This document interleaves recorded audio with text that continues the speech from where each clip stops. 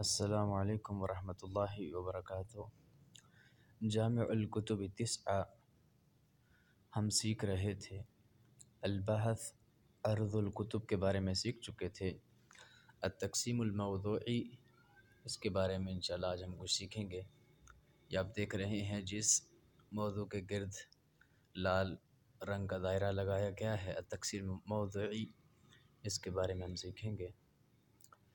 اس کے اوپر جب کلک کیا تو اس طرح یہ آپ کے سامنے موضوعات کے اعتبار سے جو تقسیم ہے وہ کھل گئی۔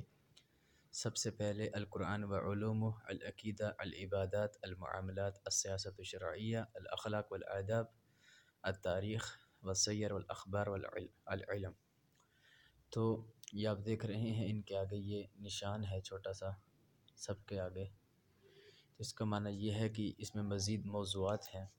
اس پہ ایک طریقہ یہ ہے کہ ہم ہر موضوع کے اوپر کلک کریں اور اس کے اندر چلے جائیں، اور دوسرا طریقہ یہ بحث کا ہے، یہاں پر خانے میں آپ کوئی کلمہ لکھ دیں اور اس کو سرچ کر سکتے ہیں۔ تو اب ہم کیا کریں گے، سب سے پہلے بحث والا طریقہ دیکھیں گے اور اس کے بعد دوسرا۔ یہاں پر ہم نے کلک کیا اور یہاں پر ہم لکھیں گے العلم،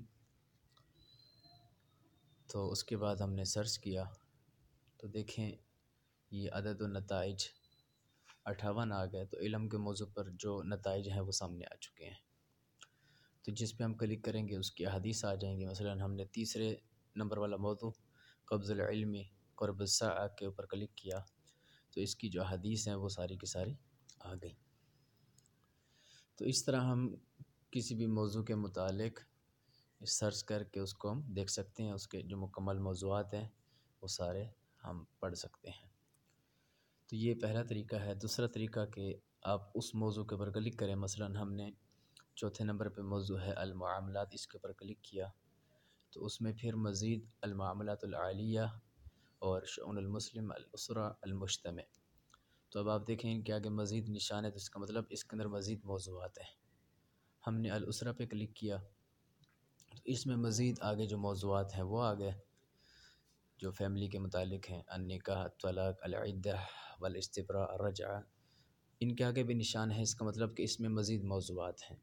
النکاح پہ کلک کیا تو اس کے جو ذیلی موضوعات ہیں وہ آ گئے، مشروعیت النکاح، الترغیب فی النکاح الی آخر۔ تو اب ہم الترغیب فی النکاح پہ جب کلک کرتے ہیں تو آپ دیکھیں یہ اس کے مزید جو موضوعات ہیں وہ آپ کے سامنے آ چکے ہیں، اور عدد الاحادیث 58۔ تو اس طرح آپ اس کے موضوعات کے اندر جا کے اس کو پڑھ سکتے ہیں۔